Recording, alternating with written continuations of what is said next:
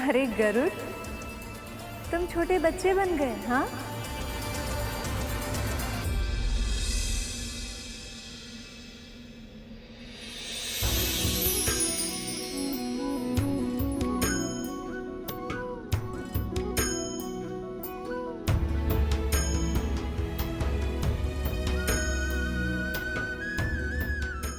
इतना आश्चर्य मत कीजिए माँ, ये तो बाल खिली ऋषियों के आशीर्वाद का प्रताप है।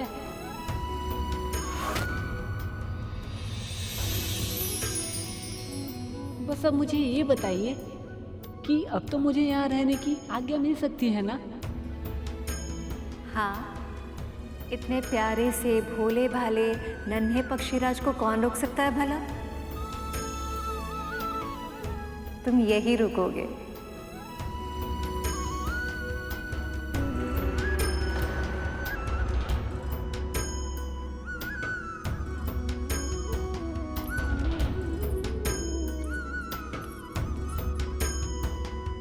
माँ, हल्दी क्यों लगाते हैं? हल्दी में जीवाणुरोधी विषाणुरोधी गुण होते हैं। इसे लगाने से कोई भी रोग नहीं होता। अरे वाह माँ, इसके और भी लाभ हैं? हाँ, इससे रूप और अधिक निखरता है। पर माँ, प्रभु नारायण और माँ लक्ष्मी तो पहले से ही अजर अमर हैं और सुंदरता की परिभाषा तो स्वयं माँ लक्ष्मी है। तो फिर इन दोनों को हल्दी की क्या आवश्यकता?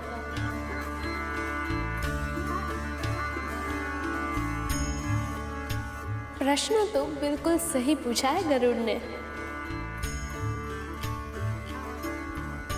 हाँ देवी, बताइए ना। सत्य तो ये है कि हल्दी का गहरा संबंध मेरे पुत्र से भी है। सबसे पहले मैंने इसी हल्दी से गणेश को उसका आकार दिया था।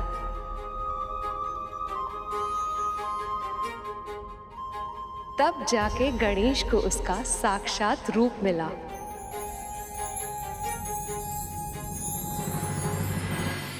गणेश तो परब्रह्मा है और ऐसे में इसी हल्दी ने उन्हें अपने साकार रूप में आने में सहायता की थी। संसार की सबसे शुद्ध, सबसे पवित्र जड़ी बूटियों में से एक है। इसके अगणित गुण हैं जो किसी भी व्यक्ति को स्वस्थ, दीर्घायु और रोग मुक्त बना सकते हैं। संसार के जनजीवन कल्याण के लिए इसका प्रचार प्रसार बहुत आवश्यक था और इसीलिए विवाह से पहले हल्दी की ये प्यारी सी रीति बना दी गई जिससे सबको लाभ हो।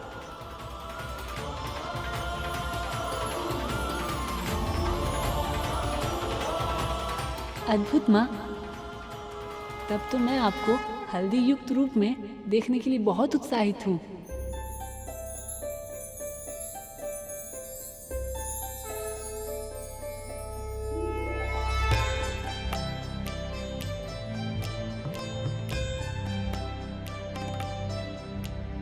सुमनत वंदित सुंदरी माधवी चंद्र सहोदरी है ममाए।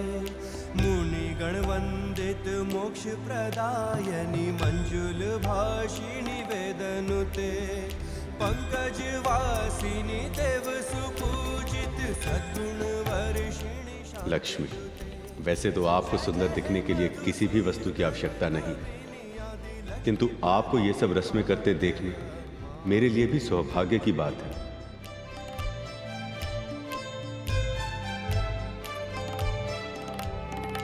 ऐकली कल्मष नाशिनी कामिनी वैदिक रूपिणी वेदमाये। क्षीर समुद्भव मंगल रूपिणी मंत्र निवासिनी मंत्र नुते। मंगलदायी लक्ष्मी, आपको बधु रूप में देखकर आपसे पुनः विवाह करने के लिए मैं और भी आतुर हूँ। भार्गवी मंत्र स्वरूपिणी मंत्रमय सुरगण पूजित शीघ्र फल प्रद ज्ञान विकासिनी शास्त्र ने। जब भी कोई स्त्री हल्दी और विवाह की सारी रस्में निभाएगी, उसमें सारा समाज आपकी छवि देखेगी और वो घर की लक्ष्मी कहलाएगी।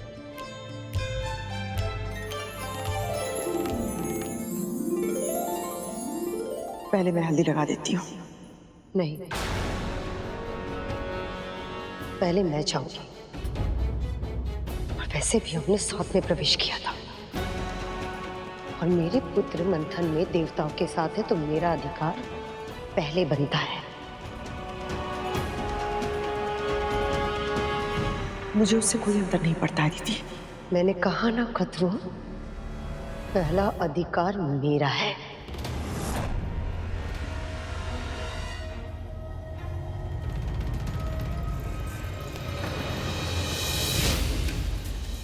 चलिए माँ, लक्ष्मी माँ को हल्दी लगाइए।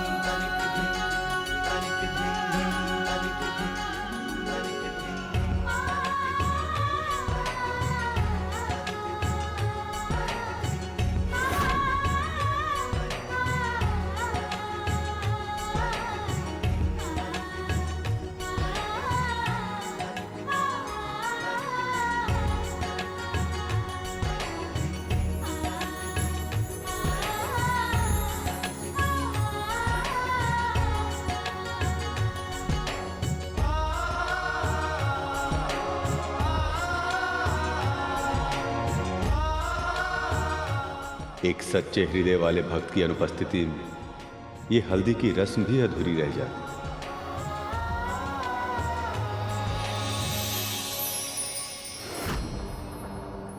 निश्चल होकर अपनी बारी की प्रतीक्षा करने के स्थान पर तूने फिर से मेरा अधिकार छीन लिया।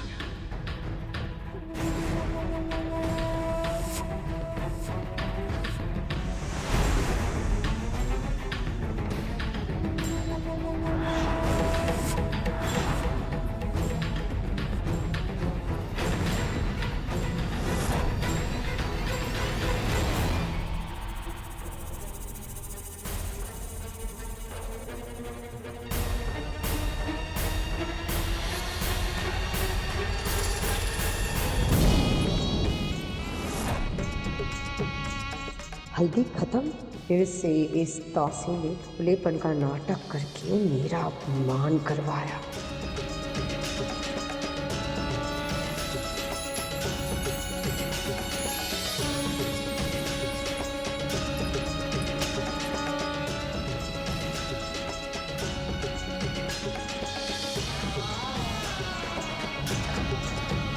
बहुत सुंदर लग रही हैं आप। आपको किसी की नजर ना लगे।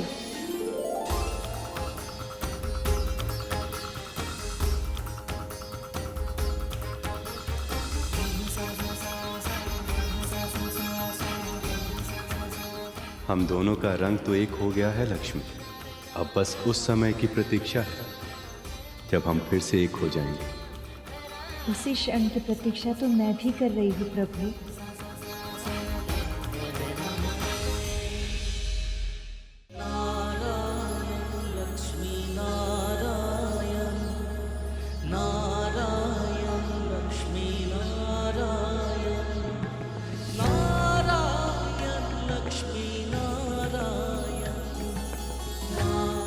अब आपके साथ होने की प्रतीक्षा मुझसे नहीं हो पा रही। आशा करता हूँ ये विवाह कुशल मंगल तरीके से हो जाए। आपने मेरे मन की बात कह दी हरि। ये आप भी जानते हैं ये विरह के क्षण मेरे लिए कितने कठिन हैं। जग के पालक है नारायण लक्ष्मी नारायण नारायण लक्ष्मी नारायण नारायण लक्ष्मी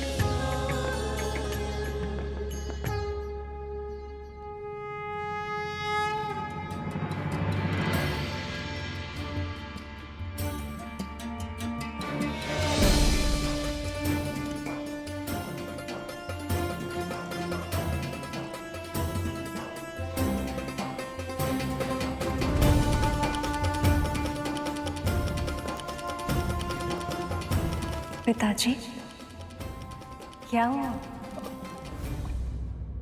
कुछ नहीं पुत्री, सब ठीक है। विवाह की सारी तैयारियां हो चुकी है, बस अब शीघ्र ही।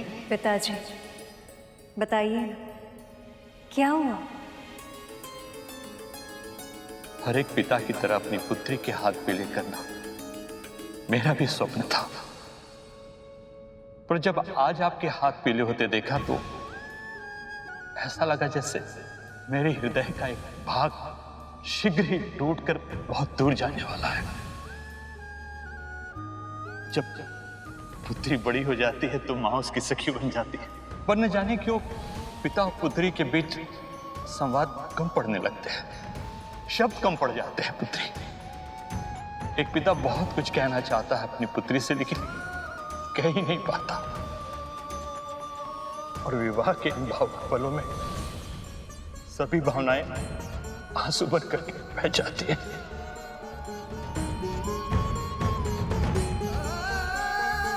पिताजी, मैं बहुत सौभाग्यशाली हूँ कि आप मेरे पिता हैं। आपने अपनी इच्छाएं मुझ पर नहीं थोपी, मेरे मन को समझा, मेरी इच्छाओं को समझने का प्रयास किया और मुझे अपना चुनाव स्वयं करने के योग्य बनाया। आप लोग ऐसे भावुक होकर आंखों से जलधारा ही बहाते रहेंगे, या इस बालक को कुछ खाने को भी देंगे? भूख लग रही है मुझे।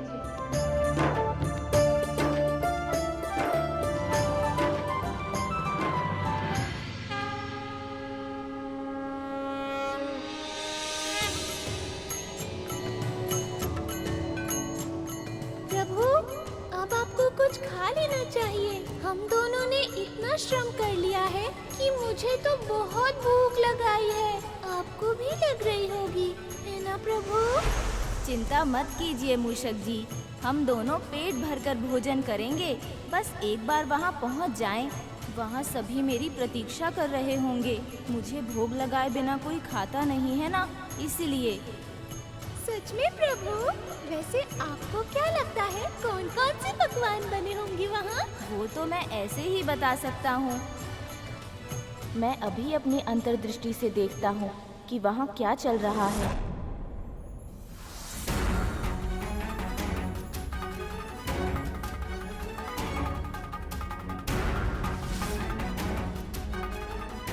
बहुत स्वादिष्ट भोजन है। और ये मोदक तो गणेश जी को बहुत प्रिय है ना?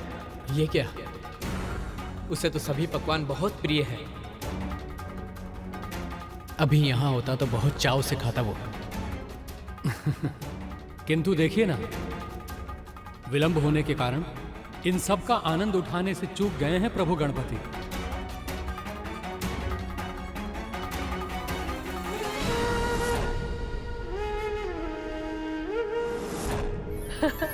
ये लो पुत्र, ये मोदक मेरे पुत्र गणेश को बहुत प्रिय है, तुझे भी अच्छे लगेंगे।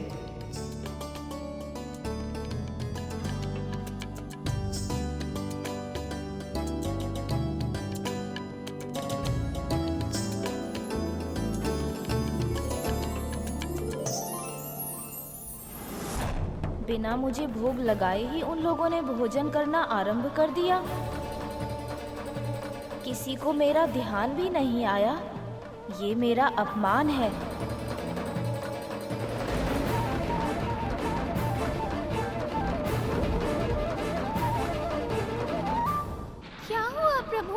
भोग के लिए भी आपकी प्रतीक्षा नहीं की? तो क्या वो सब आपको सच में भूल गए? ऐसा नहीं होना चाहिए था मूषक जी। पिताश्री, विष्णु मामा श्री, ब्रह्मदेव सभी ने स्वयं मुझे पर ब्रह्म की संज्ञा दी थी। उन्होंने ही ये नियम बनाया था कि हर आयोजन में सबसे पहले मेरी पूजा की जाएगी। और अब वो सब स्वयं ही ये नियम भूल गए। कारण चाहे जो भी रहा हो, पर कर्तव्य से बंधे होने के कारण मैं इस नियम का पालन करने के लिए विवश हूँ।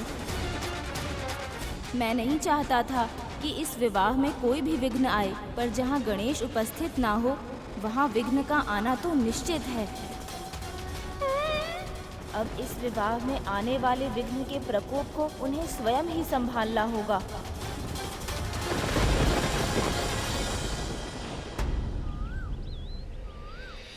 करुण, हल्दी उत्सव में रुककर तुमने बहुत अच्छा किया। हाँ गरुड़, तुम्हारे बाल रूप ने इस उत्सव का आकर्षण और भी अधिक बढ़ा दिया। मैंने कुछ नहीं किया है माँ, तो माता लक्ष्मी ने मुझे इस रूप में दर्शन देकर मुझ पर कृपा की है। परंतु अब मैं इन्हें वधु रूप में देखने की प्रतीक्षा नहीं कर पा रहा हूँ। देखा सखी, विवाह की प्रतीक्षा में जब दूत ही इतना उतावला हो रहा है तो उसके प्रभु कितने छटपटा रहे होंगे। ये कल्पना सहज ही की जा सकती है। मुझे भी उतनी ही प्रतीक्षा है जितनी मेरे हरि को है।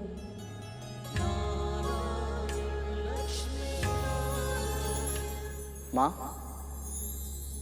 यहाँ से जाने का तनिक भी मन नहीं करता, परंतु वैकुंठ में बारात की तैयारियां करनी है मुझे, इसलिए जाना होगा। आज्ञा दीजिए। कल्याण है पुत्र। प्रभु की सेवा में तू अपना हर दायित्व पूरी कुशलता के साथ निभाए, यही आशीर्वाद है मेरा।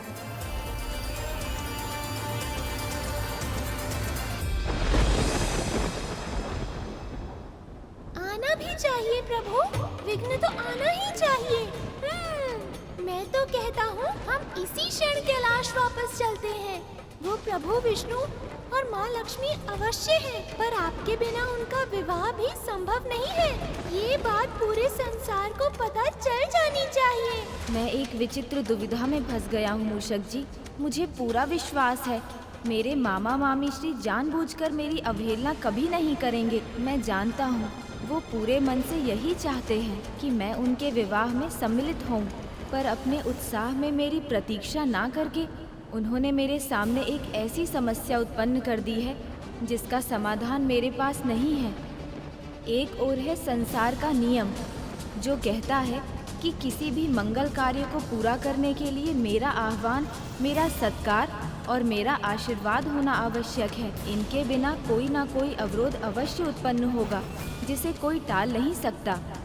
पर दूसरी ओर मेरा मन है मूषक जी, जो जानता है कि ये विवाह केवल उन दोनों के लिए ही नहीं, पूरे संसार के कल्याण के लिए कितना आवश्यक है, और इसीलिए मैं इसमें किसी भी तरह का अवरोध उत्पन्न नहीं होने देना चाहता।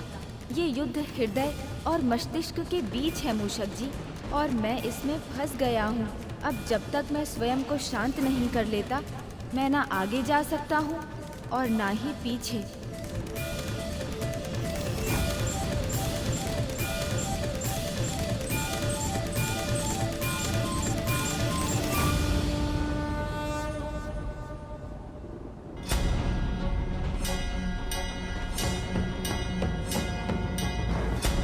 तो स्वयं को शांत करने के लिए समाधि में बैठ गए, पर मैं अपने प्रभु का इतना घोर अपमान देखकर स्वयं को शांत कैसे करूं? मैं अपने प्रभु के अपमान का प्रतिशोध अवश्य लूंगा। मेरे प्रभु के अपमान का दंड मैं विघ्न के रूप में दूंगा।